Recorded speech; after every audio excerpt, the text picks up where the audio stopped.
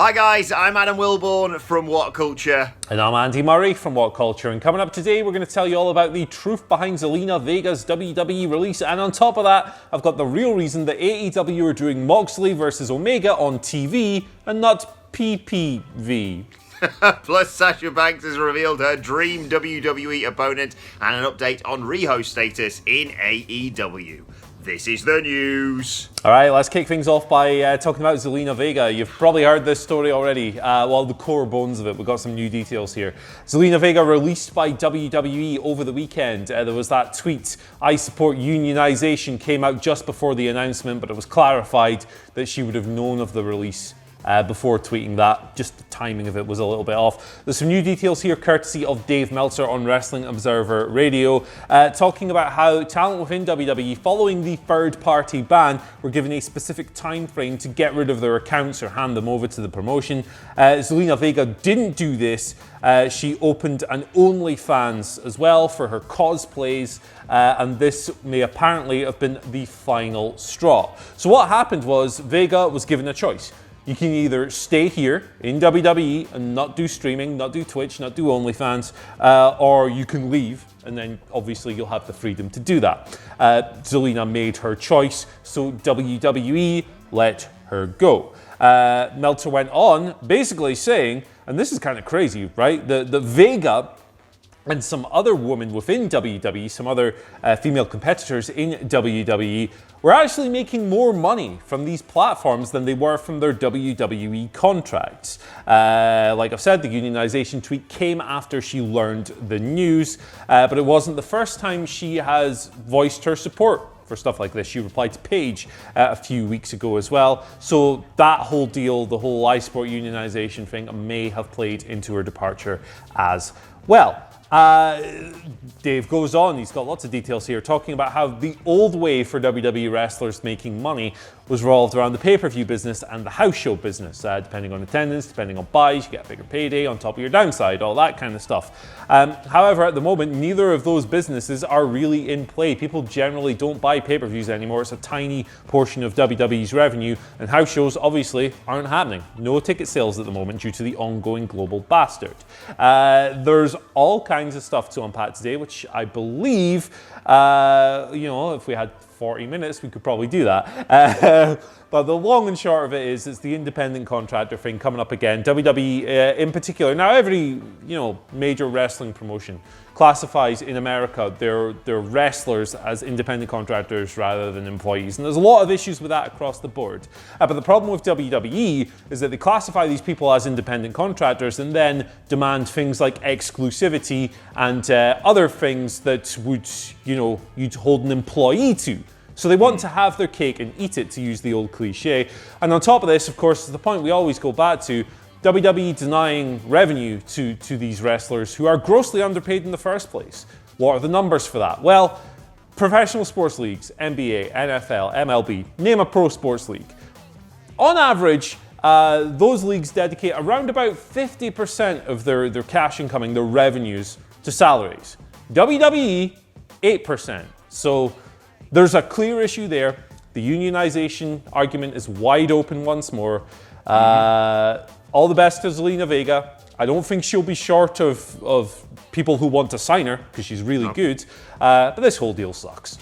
Yeah, I think we've been over this quite a few times, and I'm just sort of repeating everything you said there, Andy. First of all, apologies in advance to Aleister Black. You can't help but feel he's going to get punishment booked because of his relationship with Zelina Vega when, as with everything, you can apply the Lana situation to this as much as WWE want to insist that, this is them making her a big baby face by putting her through a table 8 or 9 weeks in a row, depending on how it goes tonight. I should be more surprised that Zelina Vega was making more money from online streaming, etc., than how much WWE pays her, but I'm really not. And it's just disgraceful that WWE would do this, especially in a year, like you say, ongoing global bastard, a year where they've made record profits, where they do not need to do this, but they're just like, nah, you can't have these little wins, I'm sorry. It's all going to be for us, like you say. All the money's got to be coming to us, despite how god-awful our product can be sometimes. And, yeah, let's hope. We always, whenever we talk about these things, hope that they can be a catalyst for change. But I wouldn't hold your breath, let's be perfectly honest. Let's talk a little bit about Sasha Banks. In a recent interview with BT Sports, she talked about the WWE star she'd love to have a dream match against, and that would be her NXT UK counterpart, Kaylee Ray. She said, "I'm 28 and I've done so much already. This year I've held nearly every title except the NXT ones. Kaylee Ray, I've got a private jet, sweetie. I'm making millions. I'll fly over. It's a dream match of mine." I was lucky enough to obviously work with Kaylee Ray when she was in WCPW and Defiant. She's an incredibly talented performer. She's been an NXT UK Women's Champion for bloody ages, and quite rightly so. But that would be a fantastic match, wouldn't it, Andy? Yeah, that'd be great. That'd be great. I mean, it's one of the few matches left on the table that you've never done for Sasha Banks in WWE because they've always been on different brands and so forth. Kaylee Ray's been on NXT in the US and in the UK primarily. She's been NXT UK Women's Champion for like 400 years. So there's a lot of prestige to Kaylee Ray. And also on top of that, Kaylee Ray and Sasha Banks in the ring are both crazy. Like they fly all over the place, take all kinds of mental bumps. I think it'd be a wild match. I think it'd be a fun match, and it's definitely something that I would like to see, provided, of course, that the world opens up a little bit and they can make it happen. I think it'd be sick. Put it that way. Yeah, absolutely. Make it happen, WWE. There's a lot of like UK crossovers with some of the WWE performers that I think we would love to see, and we've seen what some of our UK guys can do when given a chance. Good luck tonight in your championship match, Drew McIntyre. Come on, Drew. Come on, Drew. Let's move over to AEW for a little bit. Talk about Jon Moxley and Kenny Omega. Why is that happening on the 2nd of December episode of Dynamite? Why are they not waiting until Revolution? Well, Dave Meltzer's got the answer, apparently, talking about how basically the reason AEW is giving it away is potentially to help with ratings. So it was around about this time last year, the late November to early December, that AEW suffered its first proper rating slump. Viewerships fell below 700,000 for the first 2 occasions. They didn't have a good time of it all, so it's understandable then, perhaps, that they want to avoid that, or a method to avoid that might be booking Moxley and Omega, which is comfortably, it's the biggest match they've given away on TV so far, right? I mean, there was Moxley and Pac and Omega, big match, but not on this level, I don't think. Until Shaq and Cody comes along, it's the biggest match they've given away. There you go, brother. It's worth noting as well that to go back to that point about the rating slump in December, the 18th of December 2019 was the last time that NXT actually beat Dynamite on 18-49, which is the preferred metric used by the TV industry, 0.27 to 0.25. So of course, Dynamite, understandably, AEW officials might go, well, that might happen again. We know viewerships for WWE often decline a little bit in December because it's December and people want to eat Christmas pudding and drink rum. So, I mean, personally, I think Moxley versus Omega would be more fun as a pay-per-view main event, but you at least understand the logic behind this. Yeah, exactly. I think it will pop a huge rating for AEW. I would not be surprised if they go over 1 million viewers for that December 2nd episode. You sense they're probably going to do something around Cody and Shaq around that time as well to possibly draw more casual viewers in and say, hey, stick around because we've got really good wrestling match, or, vice versa. Tell them to come for Cody Shaq and hit them with Omega Moxley early on. I love Dave Meltzer, but as always, I defer on these sorts of things to Michael Sidgwick, and he's booked it perfectly. I rolled my eyes when they said they're going to have the title match on the 2nd of December. But then, of course, if Omega wins that, he becomes AEW World Champion. But as much as it doesn't really count because it was a lights out match, they are 1-1, which means you take it to Revolution and you have a Kenny Omega 2 out of 3 falls match as booked by Michael Sidgwick. It's genius. It'll still do brilliant numbers, and you get to kind of have your cake and eat it too, in a good way for once. Finally, talking about AEW, let's update you on the situation with Riho. Meltzer also covering that on Twitter over the weekend. Basically, there was a photo of Riho wearing a jacket from Stardom. A load of people speculating whether she's signed back with Stardom. And Meltzer tweeted, evidently there is some confusion going on, but Riho is under contract and has been with AEW this entire period. The ongoing global bastard, I'm not sure if I'm allowed to say the word, has not allowed her to return. She hasn't actually wrestled on Dynamite since the 18th of March, where she was in that 4-way with Shida, Statlander and Ford. She returned to Japan soon after that, and, well, the ongoing global blasters prevented her from returning, making other appearances, but she has been wrestling for promotions even over there. The best solution to all of our problems here, and a relief for anyone who's a big fan of Riho in AEW, Andy. Yeah, I mean, this is kind of a good example of the independent contractor system working as it should, right? Because she's under contract to AEW, but she's still allowed to wrestle and make a living in Japan, and all of that good stuff. So she's not just sitting completely dormant. I want to see Riho back on TV, man. Like, I thought she was a really fun first champion. I know a lot of people weren't into that act and her style of wrestling. She's so small and evasive and so forth. But I thought it made for some fun matches, particularly with Nyla Rose. I think she was one of the better wrestlers in the division at the moment. So when traveling restrictions ease up, I hope we see Riho back post-haste. She would be the perfect first pay-per-view opponent after Britt Baker wins the title, in my opinion. That's a great shout.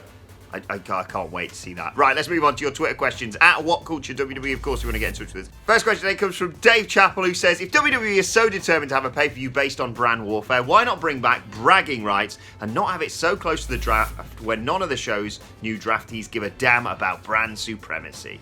Yeah, I think that's a really good idea, right? Because everyone kind of rolls their eyes when T-shirt time comes around every year, and the Survivor Series build begins around brand warfare and all this stuff. So yeah, I mean, bragging rights, by definition, it's right there. That would open you up as well to do some more, open-ended things with Survivor Series if you weren't totally boxed into doing this brand warfare thing. This year, for example, you could have done like the Hurt Business versus Retribution or something like that. On the same brand stuff. I think it's a good idea, is what I'm trying to say. It's a nice idea. I still couldn't care less about Red versus Blue. As much as we've got a thing this week, and join us for the Survivor Series live stream on Sunday night, where it's Red versus Blue. Me and the Dudley Boys inexplicably having to support Monday Night Raw, whilst Phil Chambers and Gareth Morgan support SmackDown. Aside from that, I really am not like, come on, Team Red. Just give me good matches. I really couldn't care less aside from that. Right, second question today comes from Gary David Watts, who says, do you think WWE are going to have Roman Reigns versus Drew McIntyre for the Universal Championship at WrestleMania 37? And you know what? I hope this is all right, Gary. I'm going to piggyback off that question and ask you, Andy, who do you reckon leaves as WWE Champion on tonight's episode of Monday Night Raw? Oh, man. I think the money match for WrestleMania is Roman versus The Rock, but if you can't put that together, and it will be very difficult to put that together, Roman versus Drew might be the match. That would be badass. I'd like to see that. As far as who leaves tonight with the title, man, it feels to me like they're accelerating towards Randy Orton, 17-time world champion at some point. So with that in mind, I think there's going to be a title change tonight, and I think it's going to be Drew retaining the belt.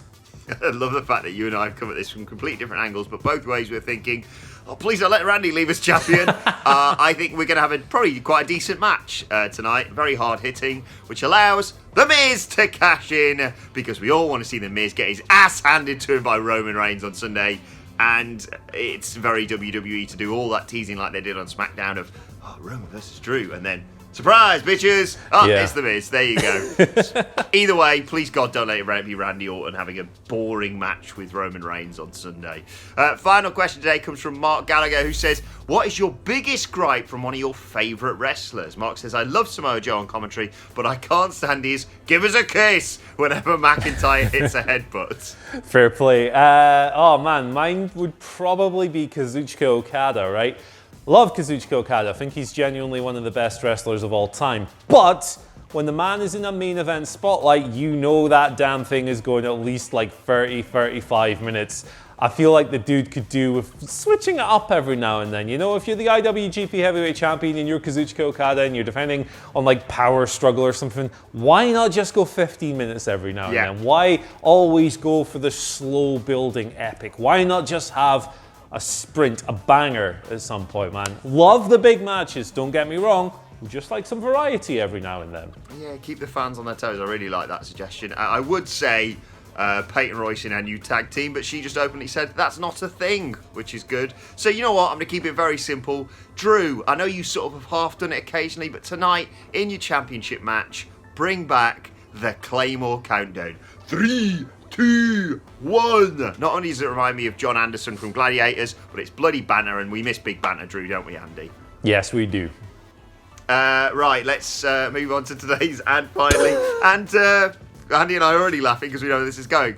We all need a bit of cheering up during this ongoing global bastard. And Andy and I just happened to bump into each other over the weekend, walking around the park with our other halves. And it's a lovely park.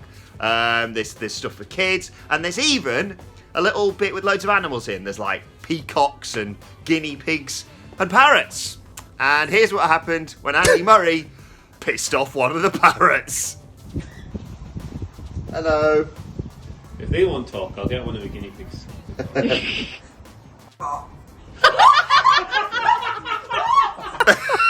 So there you go. Let us know your thoughts on that. Oh, it's amazing. All today's news stories in the comment section below. Don't forget to like, share, and subscribe. And subscribe to What Culture Wrestling on either iTunes, Spotify, wherever you get your podcasts from. For daily wrestling podcast, myself and the Daily Boys previewing Monday Night Raw, 2 championship matches, of course, tonight, a little bit later on. Plus, let us know your thoughts and Twitter questions, or any times animals have abused you on Twitter at WhatCultureWWE. Watch there, follow both of us. You can follow Andy Murray at Andy H. Murray. The H stands for hey, don't piss off a parrot. Follow me at Adam Wilborn. Follow us all at WhatCultureWWE. But for now, my thanks to Andy Murray. Thank you for joining us, and we will see you soon.